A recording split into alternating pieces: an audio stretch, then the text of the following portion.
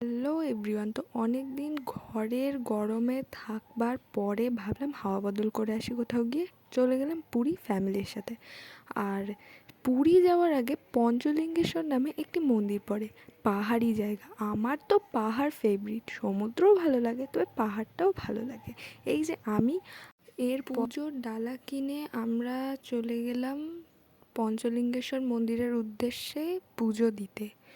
উঠতে গেলে পাহাড়ের উপরে আর কি, তো 311টা সিঁড়ি পেরোতে হয়। এখন সিঁড়িগুলো আসেনি, এখন সাইডে আমরা মেলা মতো বসে সেগুলো দেখছিলাম। তো দেখতে দেখতে পৌঁছে গেলাম মন্দিরের গেটে। গেট থেকে শুরু হবে এবার 311টা সিঁড়ি। সিঁড়ি দিয়ে একেবারে উপরে উঠতে পারিনি। প্রায় 4-5 বার বসার পরে খানিকক্ষণ রেস্ট নিয়ে নিয়ে আমরা সবাই সিঁড়ি দিয়ে উঠেছি। ওই যে দেখা যাচ্ছে মন্দিরের গেট, ওটা দিয়ে ঢুকলেই আমরা পঞ্চলিঙ্গেশ্বর মন্দিরের ভিতরে চলে যাব। পুরোটাই পাহাড়ের উপরে, পাহাড় কেটে কেটে সিঁড়িগুলো তৈরি করা হয়েছে।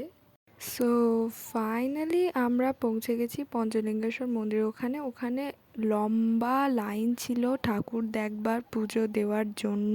তারপর ভিতরে আর ক্যামেরা অ্যালাউ ছিল না, তাই কিছু ক্যাপচার করতে পারিনি। তারপর পুরী যাওয়ার পথে আমরা কোণারকের সূর্য মন্দির দেখতে গেছিলাম, তখন অলরেডি সূর্য অস্ত যাচ্ছে।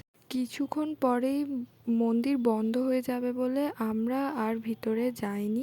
মন্দিরের এরিয়ার মধ্যে একটা মন্দিরের জিনিসেরই মিউজিয়াম করা ছিল, আমরা সেটা দেখতে সবাই চলে গেলাম। তারপর এতটাই টায়ার্ড ছিলাম আর কিছু ভিডিও করতে